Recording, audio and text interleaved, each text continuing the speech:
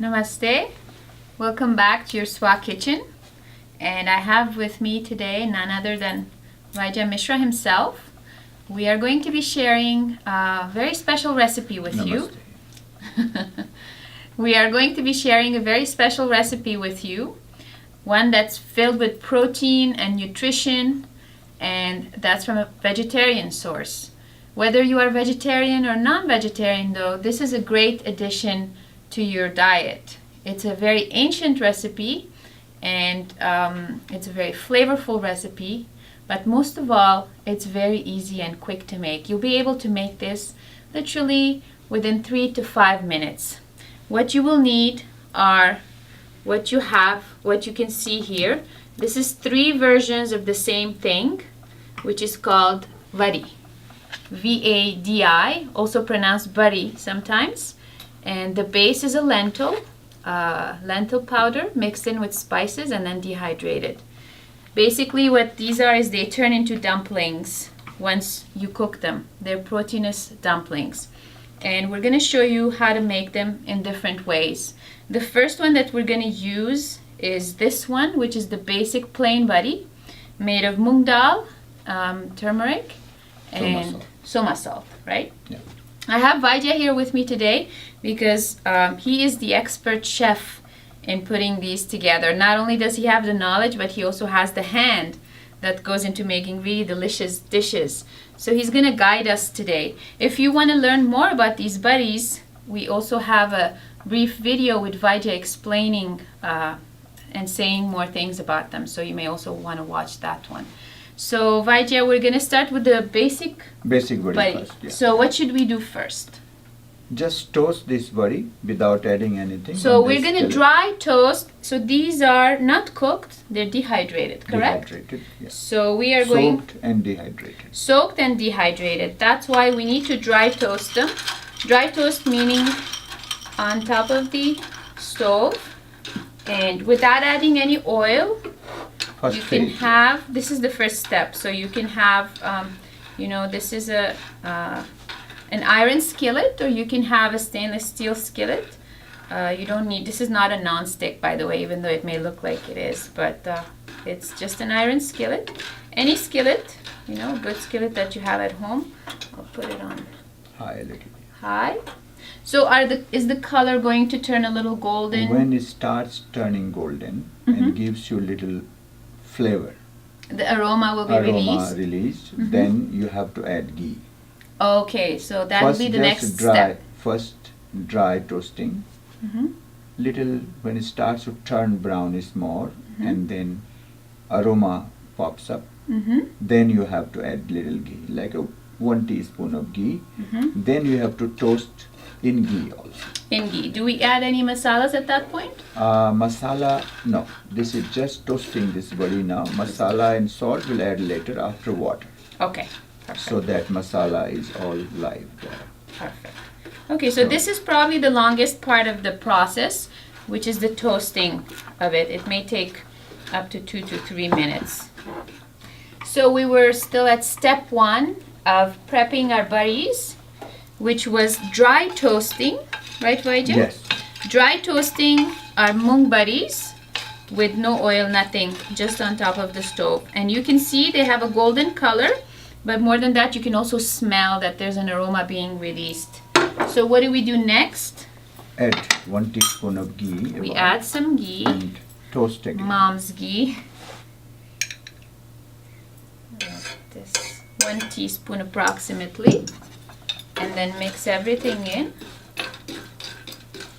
And lower this heat so it's not smoking.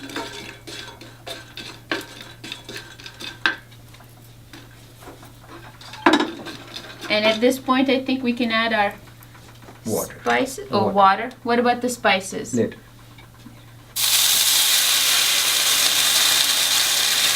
Put all water. Lots of water. Okay. Put back to boil. So some salt is already there in the vadis. So you have to see how much salt you need, but usually it's nice to add little salt there.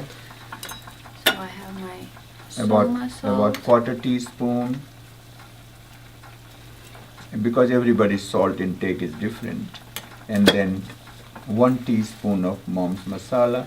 Mom's masala. Okay. Curry leaves? No, curry leaf needs more time to cook. But this is just plain vadi. If you want to add any vegetable, you can add some mooli maybe? You can add some mooli, yes. I've already sliced and chopped some. You can add chopped cilantro leaf there. This is the basic vadi recipe.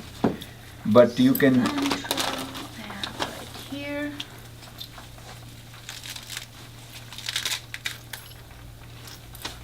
Alright.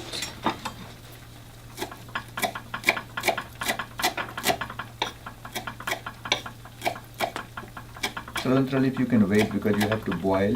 Okay. Start your. No, this is off. Start. No, it's on. This light is on. Mm-hmm. You have to really cook for 3-4 minutes so that what will happen, the water will penetrate in the vadi and vadi will be soft and all the spices and water and salt, everything will be getting inside of vadi. Then you will have a soft dumpling, vadi dumpling kind of bite you can bite. And also you can add rice at the top of rice. You can dip your bread with it. This is very simple. Oh, so this is done? No, 3-4 more minutes to boil. When it cooks, we don't need to add anything more? No. You just add cilantro leaf at the end so you don't lose the flavor. Right. And cover it. It's ready to serve. Oh, wonderful. But if you want to cook the same thing with squash or any squash or even broccoli, Brussels sprouts, this is the process you have to do. You have to make sure that you are dry toasting the vadis and then little bit of toasting with the ghee. Then you can add with any vegetable you want. You can add even with the chicken. Mm-hmm. Or paneer. Paneer we will show you how to do it exactly. Same way, instead of paneer you can do chicken. So but this is a done recipe. But you can add different vegetables, whatever vegetable you need. It goes very good with lauki. Lauki badi is one of the very famous recipe in India. Any summer squash, it goes very well. But it will go very well with Brussels sprouts and with broccoli also. It goes very good with beans also. It gives you extra attraction to eat vegetables also when you add vadi to any vegetables. So this is the simple vadi. The most simple, anybody can eat it.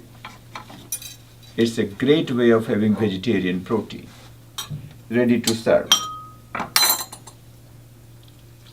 It has a nice clear broth.